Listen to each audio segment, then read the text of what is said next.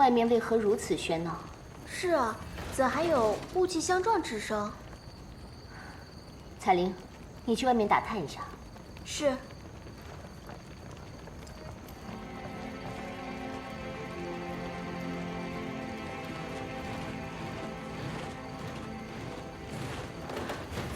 不对，这是甲胄和兵器碰撞之声，宫中定有大事发生，否则怎会在此刻调动禁军？宫内并无大事发生，只是什么？听小环门说，内宫下锁之前，大司马奉旨入宫了。陛下，此乃无稽之谈。望陛下万不可被此等流言所蒙蔽。哼，他人之言并非空穴来风，岂是你一句无稽之谈就能搪塞朕的？不错，臣在定州任职时，确有调动人手寻找藏金，但此举是为了将那批不义之财献于陛下。只是那宇文护乃一世枭雄，怎会让我们如此轻易便找到藏金之处呢？臣寻找多日未果后，深感此举太过劳民伤财，便终止了行动。若陛下还有疑虑，亦可将禀报此事之人召来，与臣当面对质，看看臣究竟是在何时、何地，又找到了多少藏金。照你这意思，是在说朕构陷于你？臣不敢。臣的本意是，陛下误会了臣，绝非构陷。误会？那你的意思是，朕是非不变？陛下您看，误会往往由此产生，或因一方未完全说清楚自己的意思，亦或是另一方未完全理解其所言之意。两人即便面对面说话，都极易产生误解，何况是于他人之口听闻关于第三者之事。陛下，正所谓积毁成山，三人成虎。臣兢兢业业，拳拳之心，日月可见，望陛下明察。行了，你怎么如今越发唠叨了？陛下，臣是担心陛下因臣之事，夙夜在宫，有损龙体，因此斗胆解释了几句，还望陛下恕罪。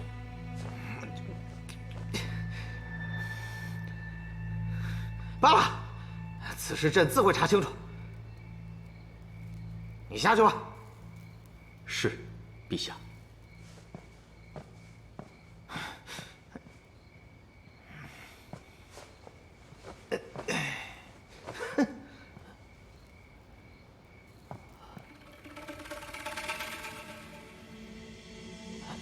陛下，梁间似有所察觉，竟回答的滴水不漏。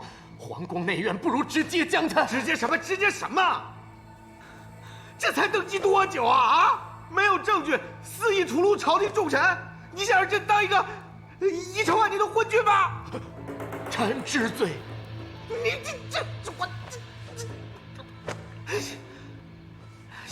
下去吧，让禁军都散了。臣遵旨。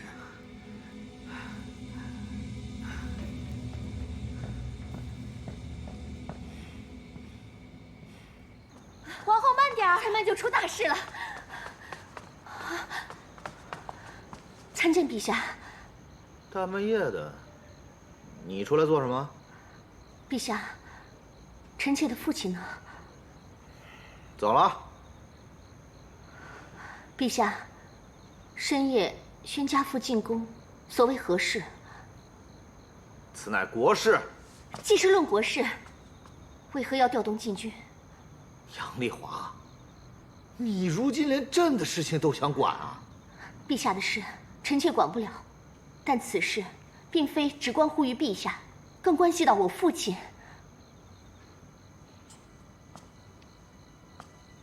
杨丽华，你现在是在质问朕？别那么不识趣啊！我只是在关心我的父亲，怎么不识趣了？关心父亲？你是在关心你娘家的地位是否安稳吧？即便我关心杨家的地位，又有何错？你终于承认了啊！哼！你们杨家全是奸猾之人，你父亲、你母亲还有你，一个个狼子野心，什么辅佐朕，什么为朕好，还有你嫁给朕，也是早有预谋的吧？早有预谋？当初是你求我嫁给你的，如今你却说我早有预谋，你敢摸着自己的良心再说一遍吗？朕求你，杨丽华，你别太抬举你自己了。你以为朕还得仰仗你不成？啊？你信不信，朕现在就便废了你这个皇后？废呀，不就是废后吗？即便是杀头，我杨丽华也没有什么可怕的。好，好，这可是你自找的。今日我不但要杀了你，还有你们杨家一个也跑不了。夫人，大事不好了！夫人，大事不好了！发生何事了？宫里传来消息，说皇后与皇帝大吵，皇帝要废后，还要灭了杨家。怎么会这样？可有大郎的消息？郎主至今未归。福叔，快备马，我要进宫。夫人，形势未明，此时进宫太危险了，不如等郎主回来再做商议。大郎与丽华尚在宫中，我怕他们出事。夫人，我意已决，快去备马。是夫人。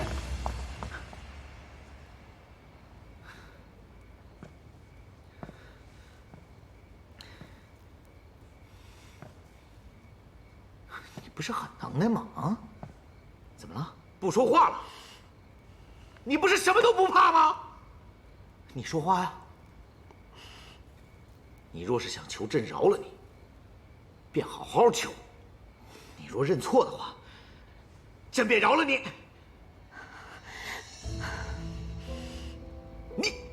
你闭上眼睛是什么意思啊？你不想见朕吗？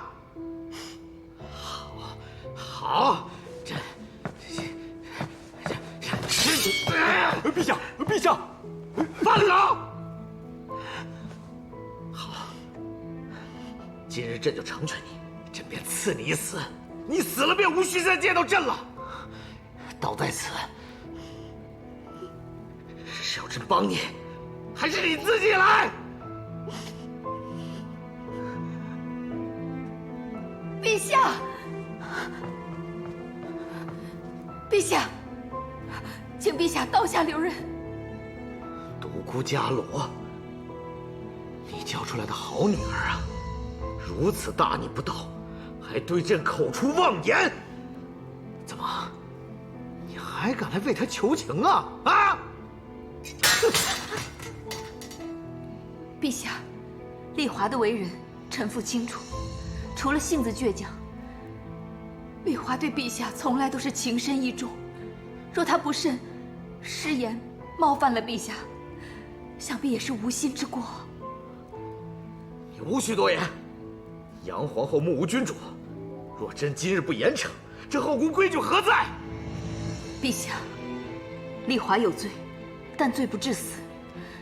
请陛下念在我杨家历代对大周、对陛下忠心无二的份上，饶过丽华吧。你此话何意啊？你居心何在？你居然敢搬出杨家来威胁朕，是不是？好，朕告诉你，今日不但杨皇后得死，你们整个杨家都得死！陛下，请陛下恕罪，臣妇一时心急，口无遮拦，请陛下恕罪。丽华冒犯陛下，是臣妇教导无方，若有罪，臣妇首当其罪。臣妇甘愿领罪，只请陛下饶过丽华，饶过杨家，请陛下恕罪。母亲，请陛下恕罪，请陛下恕罪，请陛下饶过丽华，饶过丽华吧。自己去死，朕只不过是成全他。陛下，陛下，你好好看看，这是丽华呀，这是当初被你捧在手心的丽华呀。你们自幼便相识，长大后又重逢。陛下可曾记得，曾经说过非丽华不娶？丽华心里是有您的。想当初陛下出征吐谷浑，他日夜为你忧心，你们心中明明记挂着彼此，却为何要彼此折磨呢？陛下，陛下，如今我这个做母亲的，求您念在往日的情分上，饶了丽华吧。第一，从今以后，你心中只可以有我一个人，对我一个人好，就像我父亲对我母亲那样，忠贞不渝。从今以后，我的妻子只有你一人，至死不渝。请陛下恕罪，请陛下恕罪，陛下，请您饶了丽华吧，饶了她吧，请陛下恕罪。好了，将杨夫人扶下去吧。谢陛下开恩，谢陛下开恩。母亲。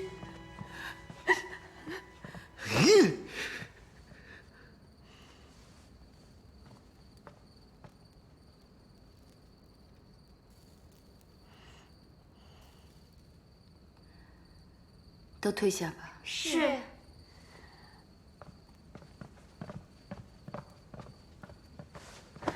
母亲，是我害你受苦了，我不该与他发生争执的。母亲知道，你不是个冲动的孩子。若非万不得已，你定不会与他发生冲突的。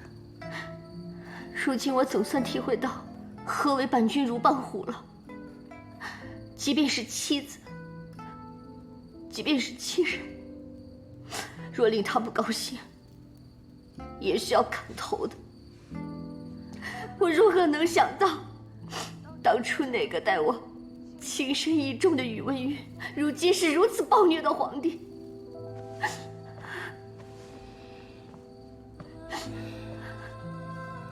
好孩子。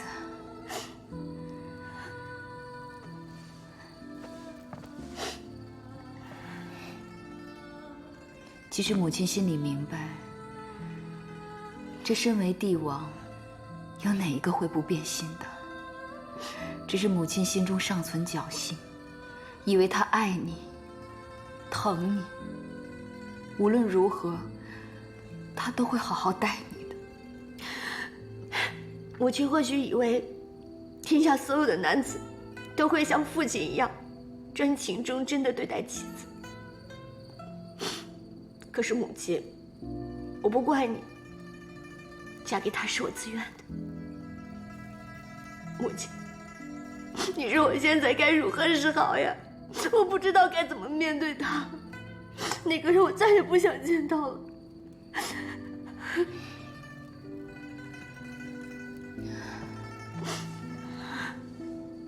如今，他肯放过我们，说到底，你们还是夫妻。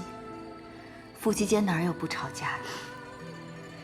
只要你们心中还有对方，一切都可以从头来过的。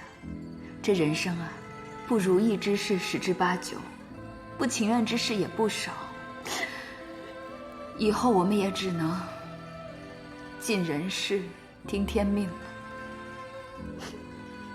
母亲。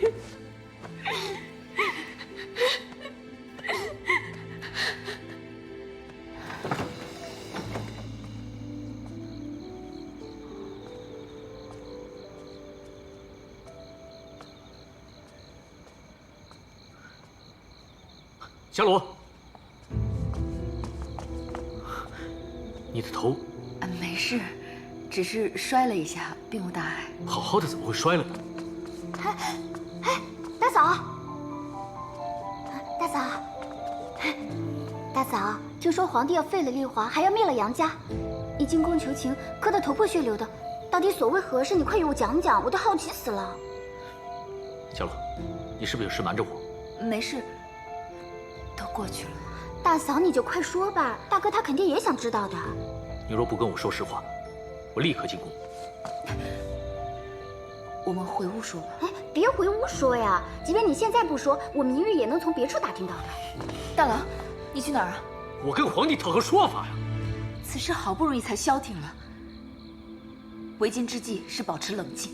就是啊，大哥，大嫂好不容易才劝下来的。你若是又去点一把火，我那皇帝侄子非把咱们都杀光不可。无碍的，我这点小伤，若能平息此事，也是值得的。皇帝是我自幼看着长大的，他的脾性我也略知一二。我今日若非如此，他是不会轻饶丽华和杨家的。江罗，你为我们杨家付出的实在太多了，是我欠你的。夫妻之间不说欠。哦，门热闹可看，走了，宝莲，走了。对了，大郎，方才皇帝宣你入宫，他可有为难你？哦，皇帝似乎发现了我们藏金一事，言语之间颇多试探。看来今日之事只是个开始，我们需尽早做打算了。我们回去吧。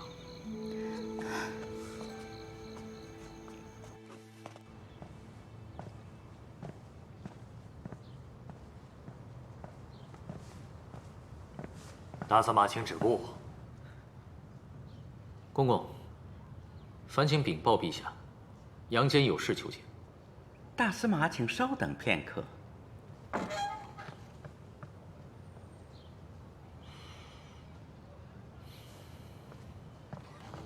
大司马，陛下有请。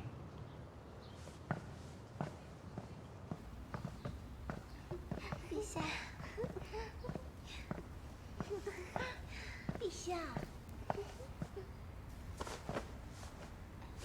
臣杨坚参见陛下。起来吧。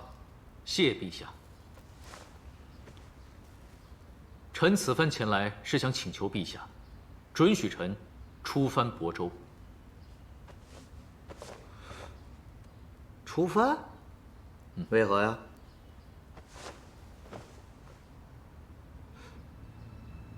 你这是想试探朕是否会挽留你啊？臣不敢。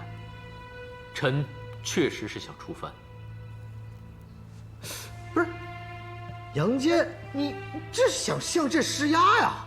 朕抬举你，让你留在朝中辅佐朕，你怎么整天闹事儿？小女丽华冒犯了陛下，承蒙陛下恩德，不与她计较。只是为人臣子，理当思吾，自省。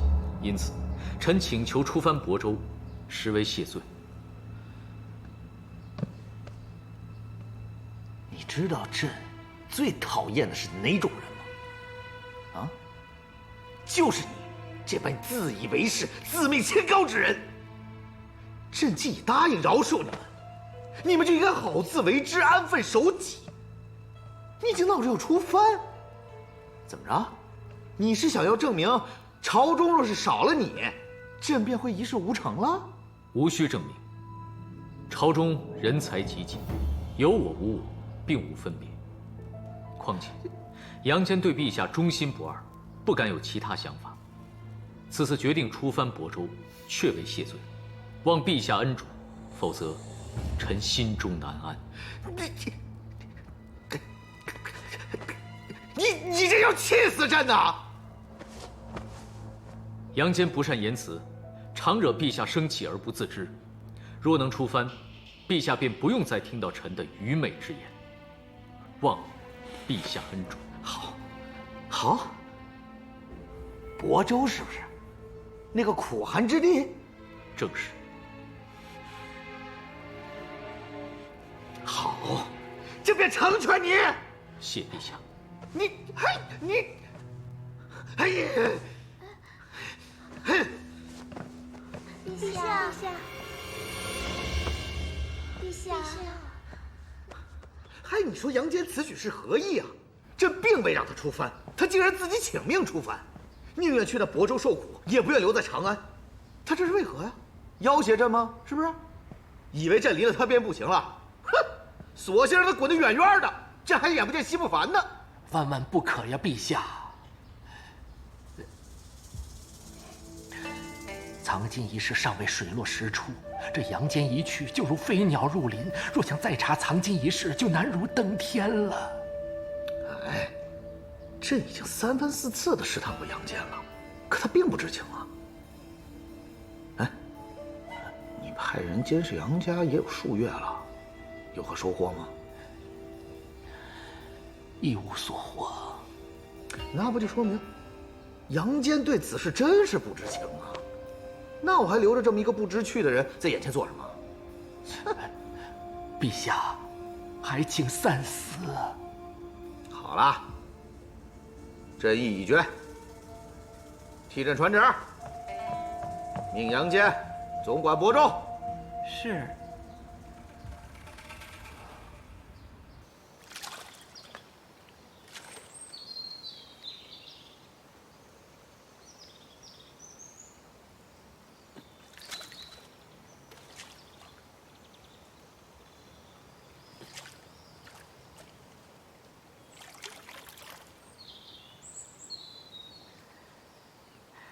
哎呀，我扔的没有你好。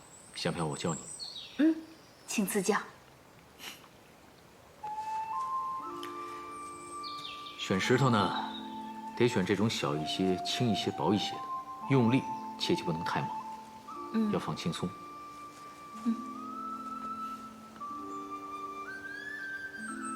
放轻松。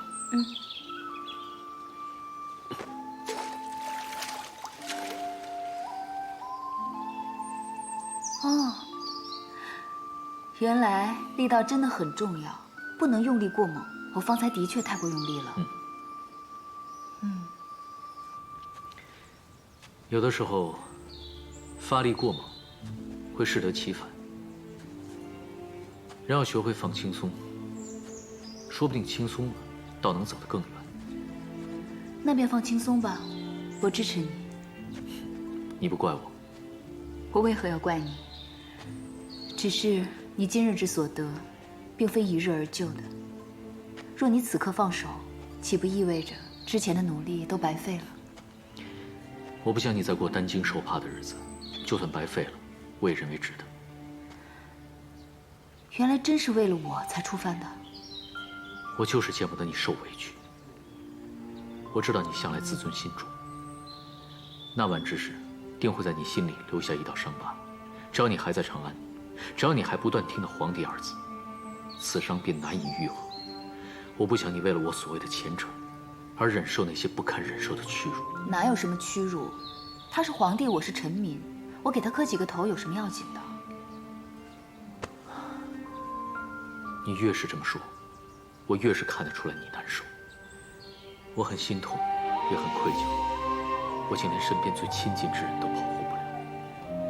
你已经做得够好了，我只是怕你累。若你觉得累了，我们便离开这里，去到别处歇一歇。说真的，有时我还挺怀念我们在定州的那段日子。可是你要知道，我们这次去的地方，可比定州要艰苦得多。去哪儿无所谓，我不怕辛苦，只要有你在就行了。可我不行。啊？只有将你安置于安全的地方，我才行。会说笑啦，看来心情好多了。看到你笑，我所有的气都没了。那皇帝对你出藩一事，可有说辞？他同意了。若是我们走了，兄弟们怎么办？皇帝针对的是我，不会为难他们的。不过你现在得去跟他们解释一番，他们可担心你了。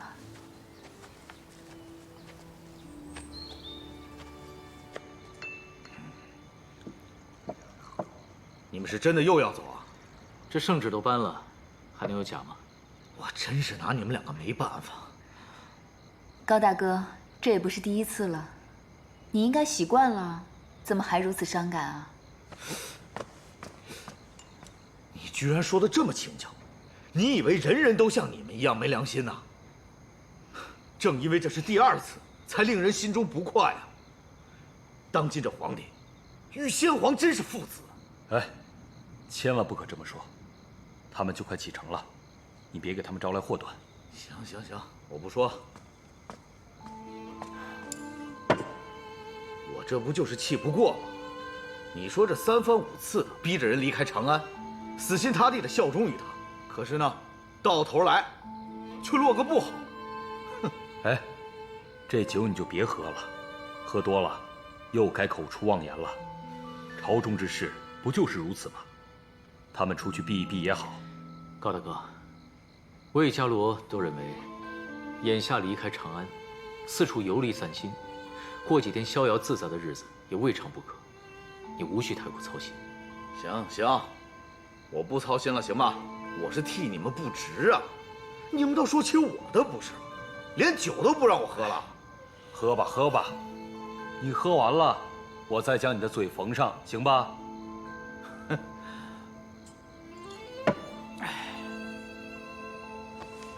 哎，杨兄弟，今晚怎么不见你言语啊？没什么，只是突然觉得没意思了。什么没意思啊？什么都没意思了。你们说，杨大哥已位居大司马一职了，就因惹皇帝不高兴，便被发配到别处去了。之前的努力，付诸东流，这让我们如何打得起精神为皇帝卖命呢？为了心中的志向，不可以吗？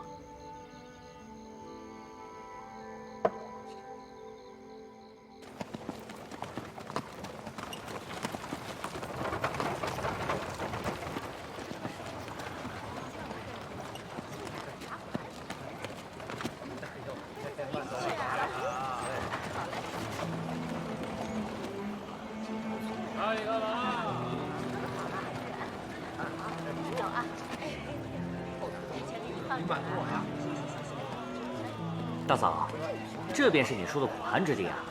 我看这都快赶上长安了。之前听说亳州常遭水灾，以为会令发展受阻，不曾想此处竟这般繁荣。将水患治好了，再加上一些举措，自然就发展好了。哦，你似乎很了解啊。那倒不是，之前樊刺史去过长安，同我略有交流，否则我也不会主动请求出番亳州的。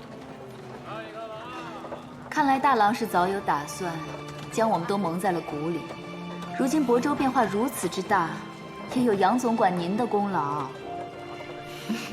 杨坚出番亳州后，宇文赟愈加荒淫无度，极尽所能声色犬马，耗尽国库修建内宫，其壮观华美，令人叹为观止。宇文赟唤来众多大臣，与其一起终日花天酒地，一派靡靡之相。皇帝终日淫乐，无心政事，他已经不是我认识的那个宇文赟了。如今三后得宠，我这正宫皇后之位岌岌可危。虽然手中有婵儿的恩养之权，但婵儿尚小，未来的变数太多。你不想见朕是吗？好，今日朕就成全你，朕就赐你一死。你死了便无需再见到朕了。刀在此，是要朕帮你，还是你自己来？我不能再任人宰割而无反抗之力。要想把命运掌握在自己手中，必须穷则思变。若婵儿早一日登上皇位，彩玲，皇后，我要你帮我做件事。但凭皇后吩咐。我要你悄悄放出风声，将皇帝的荒淫之行公诸朝臣。皇后，这是为何？这消息若是传了出去，朝廷必会大乱。我要的便是这个结果。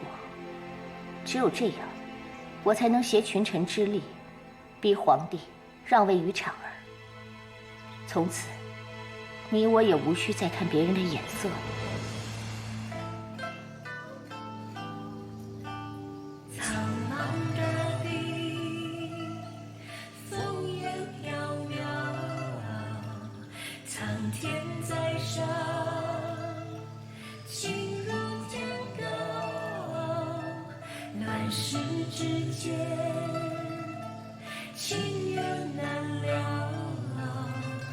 唯有与你天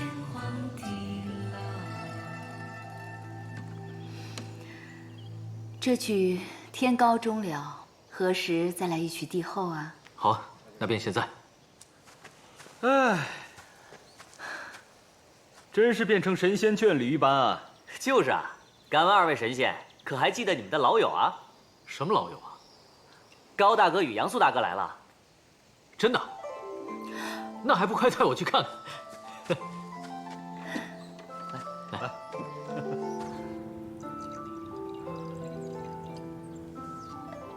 新郎啊，他们总去山上吗？倒也不是，一般在事务处理完之后才去。哼，骗谁呢？他们在这逍遥自在，我们却在长安受苦受难。谁受苦受难啊？杨大哥，哼，当然是我们受苦受难了。哎，你看看你们俩，这么多年未见，依然是年轻如故，哪像我们，日日操心着，人都老了。莫生气，生气伤身。快快请坐。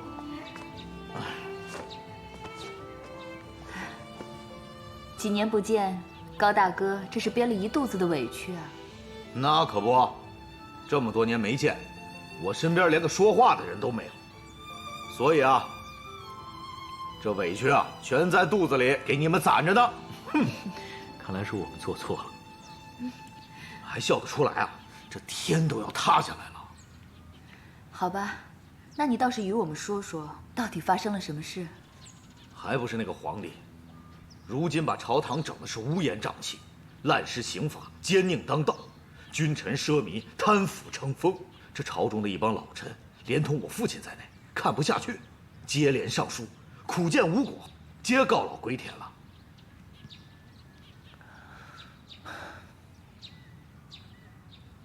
哎，你们倒是说句话呀！高大哥，我们能说什么呢？我们又能做什么呢？这不是来找你们想办法吗？看看如何才能阻止局势继续恶化下去。这大周啊，是从上烂到下，根本无从下手啊。是啊，已然是烂透了。我听闻酒泉也被北国攻占了，若他们一路攻过来，大周怕是难以抵挡，国运堪忧啊！唉，这人各有命，国也有国运。如果这当朝皇帝连自己都荒废朝政，又有谁能阻止得了他呢？可是，我们也不能眼看着大周就这样亡了，得好好想想办法。重病还需猛药医啊！这兵荒马乱的世道，国立国灭，均非难事。想当年比大周强大数倍的齐国，不也被灭了吗？大周既已烂透了，便无药可救，不如干脆推倒重来吧。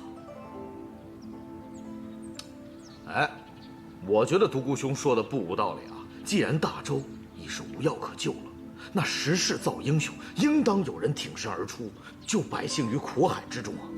二弟啊，天降大任，大丈夫就应该迎难而上啊！你们觉得可在理？可在理？我自是赞成。我一向都以杨大哥与高大哥马首是瞻，若真有这一天，定算我杨素一份。为了大周，为了天下百姓，肝脑涂地，在所不辞。正是，大哥，我也支持你。就这等无道君王，有何资格坐拥天下？哎，大哥，接下来我们该如何行事啊？现在还未到时候。首先要摸清楚长安如今有哪些大臣在掌权，尤其是手握兵权的大臣。即便我们自认是正义之师，但他们未必这样想，而他们手中的军队不容小觑。没错，为今之计便是先回长安，探查具体情况，以谋后动。如今酒泉不是告急吗？这或许是一个机会。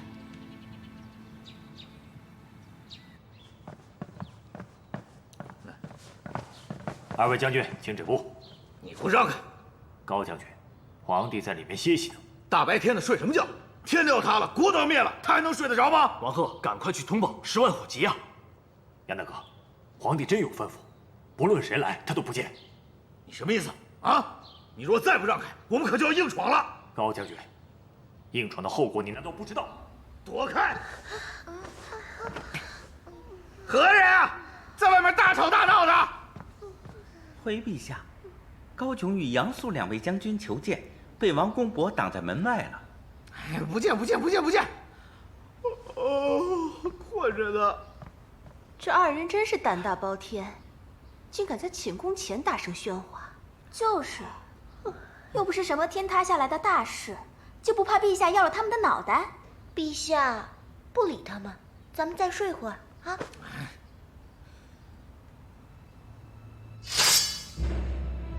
你还想跟我动手是不是？高将军，别逼我们动手，在寝宫前动手，皇帝要是追究起来，你可担待不起。我不会容许你们在这里胡闹。不喝，把刀收起来。吵什么？这么大声干什么？参见陛下。陛下，天确实要塌了，九泉告急，还请陛下派兵前往。怎么又是打仗的事儿啊？你们这些武将为何总喜欢打打杀杀的呢？陛下，若置九泉于不顾，那无异于向北国低头啊！以后如何立国于世？如何向列祖列宗交代？这江山可都是先人们辛辛苦苦打下来的呀，不能就这样放手啊！是啊，陛下，若放弃九泉，便是放弃西北方的军事重镇，北国便可畅通无阻的南下。到时恐怕失去的不仅是九泉，而是整片国土啊，陛下！先起来。哎，北国这2年确实对我大周虎视眈眈。那高将军，此次出征领兵将领何在？回陛下，臣认为这一仗关乎大周的尊严，非胜不可，故臣推荐杨坚为主帅，率兵讨伐北国。怎么又是杨坚？我大周朝中无人可用了吗？陛下，杨坚多次与北国打交道，若他挂帅，实纳就稳。他？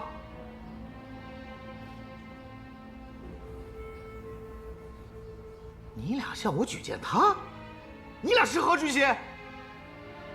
回陛下，臣并无居心，只是为了一场必胜之仗，推举合适之人而已。陛下！陛下！陛下！陛下！高将军、杨将军放弃自己建功立业的机会，来推举他人，说明他们对陛下、对大周确实是一片赤诚啊！若我大周当真决定出兵，臣也以为杨坚是最合适的人选。臣等也以为杨坚合适。好吧，既然赵太卜、2位将军，还有几位亲王，都同意杨坚率兵出征，那便让他去吧。谢谢陛下。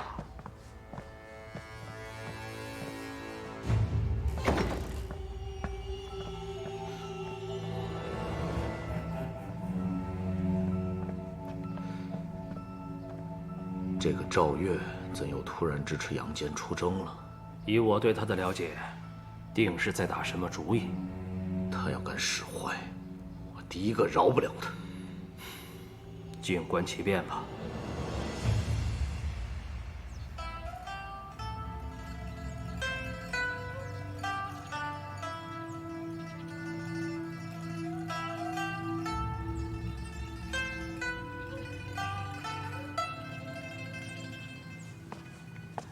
诏令来了，皇帝同意你出征了。太好了，我要跟大哥一起去打仗。我也要去，必定将那北国赶出大周。怎会如此之快？照皇帝的性子，恐怕不会这么快便同意启用大郎的。你在担忧什么？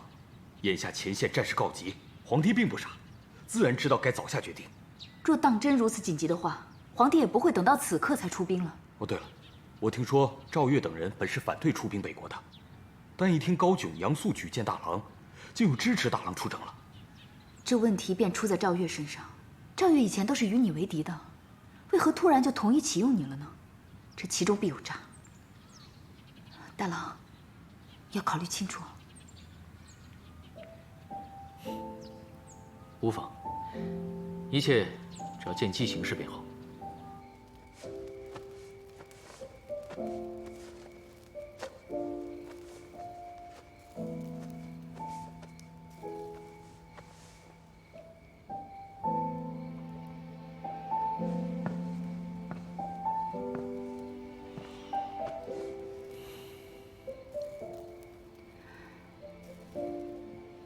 此番回去，一旦开始拉拢朝臣将士，便没有回头路了。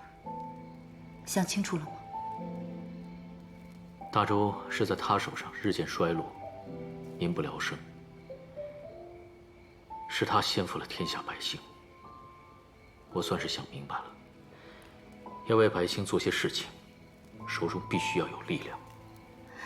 可我担心的是丽华，即使他对宇文赟已失望透顶，但他还是他的夫君，我怕他承受不了。如今的宇文赟，那是荒淫无度，他根本就没有顾念与丽华的情谊。所以，每当我想到生活在水深火热之中的百姓，决心便更加坚定。伽罗，如今家国遭殃，我辈该当仁不让，为百姓谋福祉。